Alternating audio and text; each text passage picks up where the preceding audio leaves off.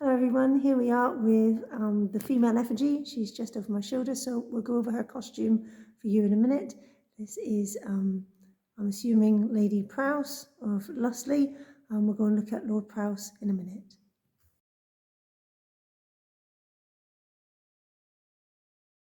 So here she is in a tiny alcove. She's been moved from the original position, probably in front of the altar, on a altar chest or a tomb chest. As you can see, she's very similar to the effigy we looked at in North Devon at Wegiford, or Wedgiford, as people call it, in North Devon. So if I move in close, you can actually see some details of her. It's very, very dark in this church, so it's not very clear. But what we have is quite a lovely round face. Got some lovely details here, lovely mouth. We've got some beautiful details on the corals here. And the wimple going under the chin. Can you see that? That's lovely. She's got some great details of her hair projecting forward. The corals or the ram's horns over her ears.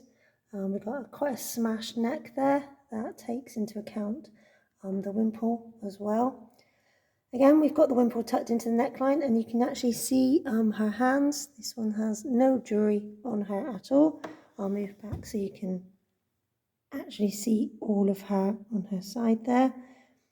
She's got a lovely belt with this one, so this one's quite an early female effigy, and then it tucks up again with the mantle under her forearms.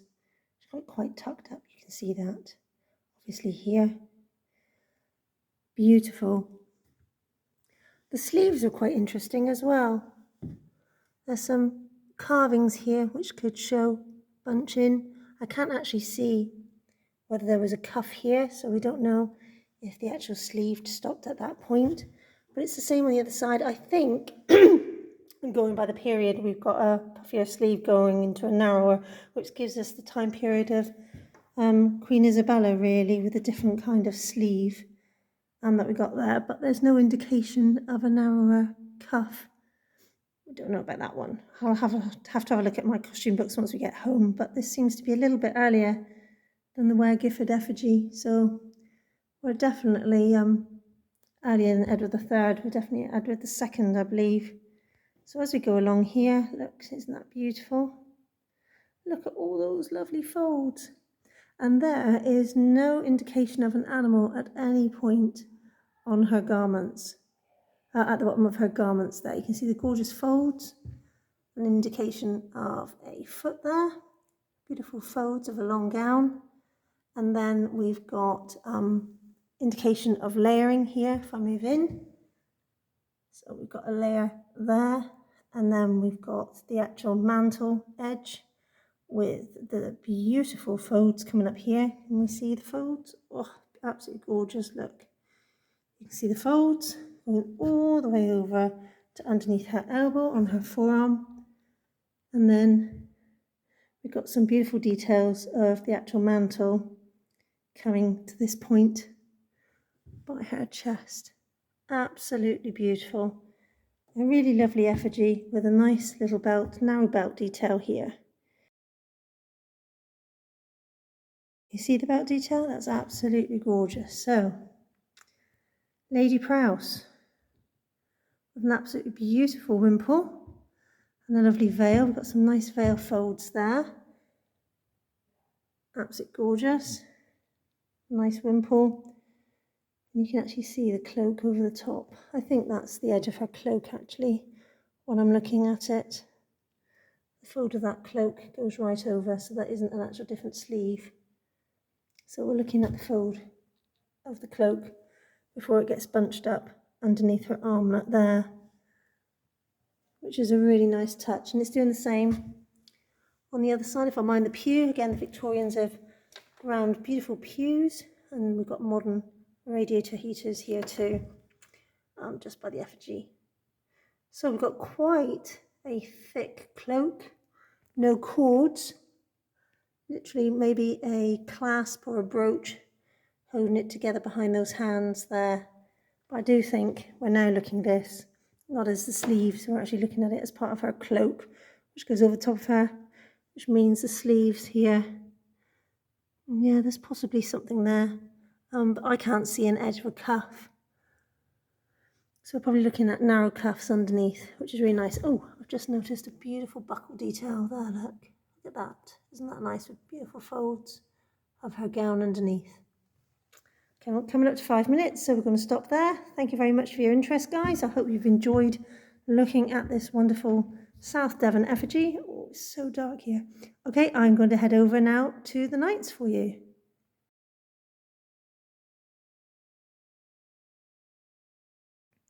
So we're looking at just where we were from Lady Prowz, which is over there. We're now in front of Lord William Prowz.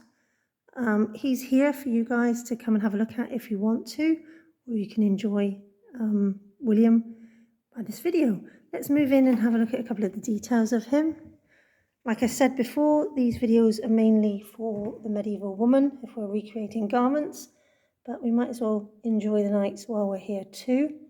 Get some nice details. There he is in his coif. You can see his eye detail there. And then we're moving down here. We've got a shield strapped. We've got a beautiful, I've taken photographs. We've got beautiful belt detail. We've got sword and scabbards. And we've got all the actual belt work for the sword with his mail mitt. And then minding the pew. We've got all the way down. There's actually his leg greaves there going down to his feet. One of his foot seems to be pointed and one's turning out, but they're actually embedded into the stonework here. You can actually see where the actual effigy's been embedded into the actual stonework. So they've been moved from their original spot in the church. So that is Sir William.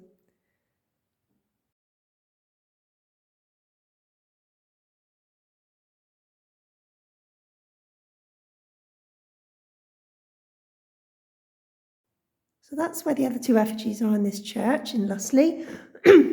Excuse me, I'll pan round and we'll have a look at this knight quickly before my power dies. Quite an unusual helm on this one, lovely surcoat details and lovely details on his feet. I've taken lots of photographs for people. We've got a helm here with possibly a visor. I can't get behind. I've tried to take photographs. But you can't see behind, quite long on the forehead. If I squidge over there, you can't see very much, sadly. It just goes round. There's nothing there, unfortunately, but he's got shoulder ailets. As you can see, it looks like part of it's been broken here on this side. But you can see the lump of the ailette, and you can actually feel the ailets before we have the shoulder strap coming down over towards the shield, gauntlets, and we've got the edge of the coif there, with the other shoulder here, and then we'll go down to the broken shield, which you can see, and we've got part of a sword which he's holding with his hand. The pommel's gone. You can see his gauntleted hand there. The guard and everything else has gone on the actual and the blade part here has gone on the sword, but we're just left with the belt here and a possible buckle there, which I've got again photographs for you. And then we'll go down to the remains of the surcoat, which are quite nice. I'll stand on a pew in a minute without being disrespectful so you can see. Lovely folds underneath of this long surcoat, and you can see the spurs here on the broken foot with the greaves, leg greaves. Okay, so I'm going to stand up now and you can see the extra details. You can see the knee cups here, look. Aren't they gorgeous? So really nice details. We've got the remains of an animal here, a dog. Lovely details of the feet there. And then the other foot behind, which you can see is a better, lovely toe. There's no details of mail on this knight, but obviously there would have been mail. You can see the ankle straps here for the spurs.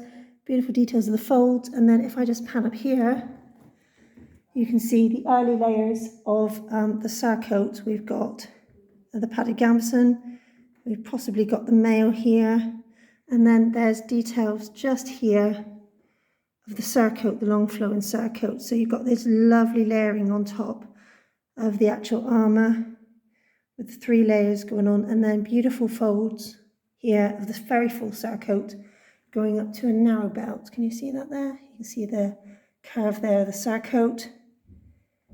and then the mail, and then the padded gambeson and the knees, which is a really nice detail. Okay, and I'll try and squiz over so you can see the bump of the epaulette there, look, which is unusual with the helm that he's wearing. Okay, so I'm trying to keep it all one way without changing the angle. I'll step down off the pew a minute. There's people coming in, so I'll have to stop in a minute for you, but I'll have another close-up look at the helm there. I think that's a visor on the top there. His face is still intact. But again, as you can see, there's actually no detailing of mail.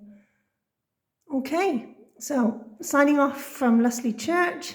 You're more than welcome to come and visit Her Ladyship and the two lords that are here, the two knights, and I'll speak to you all later. Bye.